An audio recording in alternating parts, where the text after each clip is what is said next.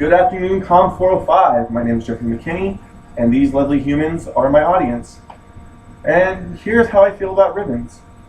We seal our presents with a ribbon tied neatly at the top to symbolize there is something precious within, a gift begging to be opened. Diaries and journals are often sealed with a ribbon because they're begging to remain closed.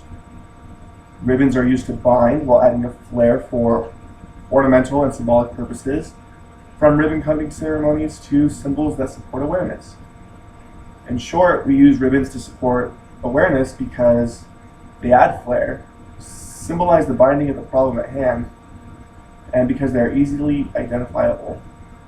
Ribbons, like other forms of visual rhetoric, create meaning out of simple objects that play on existing stimuli.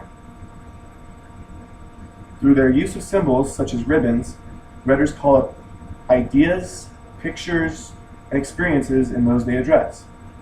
We already associate ribbons with gifts and gifts that beg to be opened and items that beg to remain sealed. But slapping a magnetic camouflage ribbon on a vehicle states nothing about the struggle of our troops overseas. There isn't a flash of thunder or writing that expresses the suffering vividly, but we associate ribbons with a cause, and the effect on us when we see a ribbon is a virtual experience that creates a mental picture shaped by the symbol produced by another individual.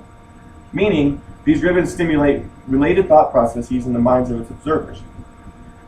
And because we associate ribbons with the gifting and sealing, we also associate them with the cause behind the ribbon with gifting and sealing. Ergo, ribbons representing our troops are stimulating existing thoughts of gifting, making us wish to gift our support to the troops, while ribbons representing something like the Virginia Tech shooting beg us to seal away events like these so they never happen again. So when we look at each of these individual ribbons, each of our individual interpretations affects our own conclusions. The pretty pink breast cancer ribbon will mean something very different between a 5-year-old girl and a 35-year-old woman. She's 18. Anyways, it will mean something very different to me, a 26-year-old male who has no prior associations with breast cancer, and probably never will.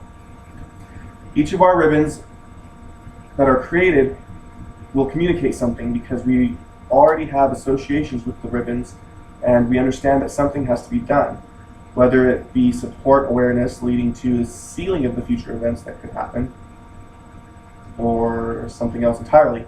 The breast cancer ribbon is leading us down the path of curing, which is sealing, breast cancer through awareness. Therefore, it can be said that for a visual communicative object to qualify as visual rhetoric, you must have the presence of an audience to view the object. Then the symbol must ask for some sort of action and the human intervention to act out that action. Visual rhetorical symbols must create a visual experience that alters the perception of an individual by explaining the need for a change and initiating an action in your audience. And they aren't hard to recognize either, meaning these ribbons are easy on the eyes and the mind. The Butterfly Project was where one individual who once cut themselves or inflicted self-harm would draw a tattoo or a butterfly to their forearm to symbolize that they were once a cutter. Now, while this symbol is fun to look at, a butterfly doesn't immediately rattle the stimuli in an individual that they have pertaining to suicide. One look at someone's wrist and seeing a butterfly would lead another individual to believe that someone just likes butterflies. If someone were to tattoo a shredded red ribbon on their arm, the audience would see that that particular ribbon is something that once represented flair that is shredded. Shredding represents destruction. A ribbon represents flare, and the fact it is on your flesh and is red represents blood and warning, which could represent self-affliction far better than a butterfly would.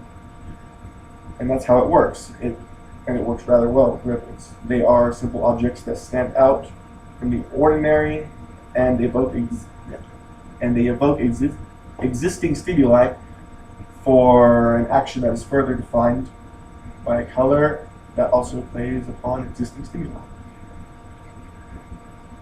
Ribbons. Okay. Put a ribbon on it.